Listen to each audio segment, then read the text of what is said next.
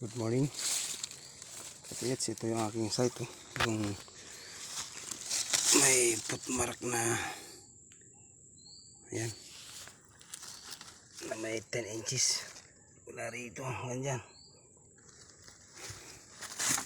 Ayan. Para siyang box. Tapos sa parang box na ba to?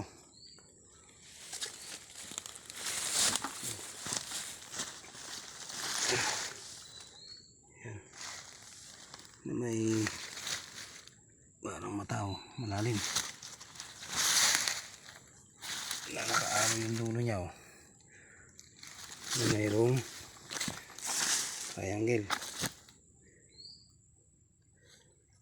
Ang direksyon nito ay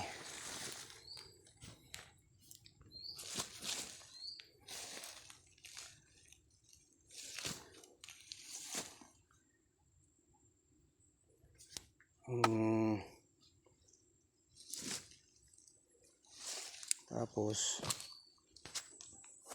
ito yung mga kalira niyang bato. Itong footmark na to, triangle na yan, itong kalira niyang bato. Ayan. Ito yung parang sa lagubang na may mata, na may X tagliran. Susunod yung bato na parang paa na may nakaukit sa ibabaw na paa rin. Ayan. 3 inches ang lakan yan. Kasi dito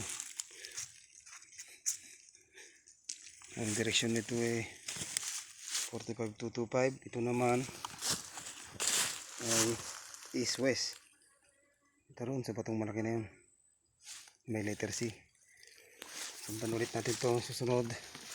Pero ito pala mayroong pag ganito mayroong ding araw, is arrow stone. Ayan. Araw.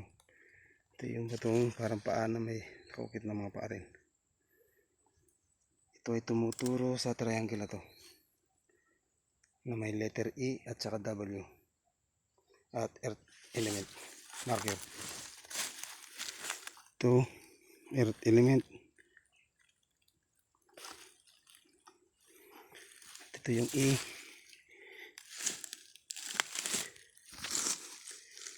Ito E. Tapos may W. Doon tumuturo sa yan. May bato na may letter C na sinasandaran niya ay pagong, ay palaka. Yan. Tuloy ulit natin yung halira ng bato na mula ron sa paa. Halira ng mga bato na ito eh. Susunod ay parang yung bato na ito na parang bangga. Naka-araw rin to. May araw rin siya na doon din tumuturo sa bato malaki na yan. Ito siya yung parang barko, bangka na sa tagiliran niya ay may yan, may square yan eh, square na may Y, may hole sa tabi. Yan, square yan eh. Paliwanagin yan.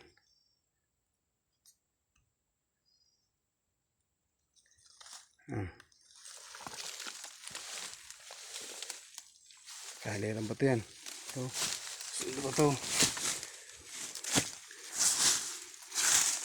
Yan. Tapos bubungguin niya yung pinakadulo nito, ang bato na ito, nakalira niya. Ayan, bato na may B.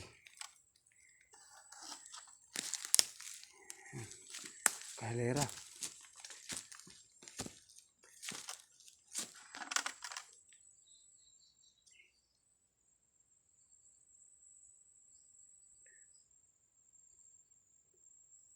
Southeast, Bakasimot, Northwest.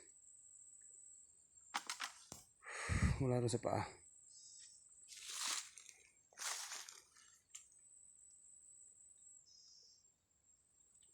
Q.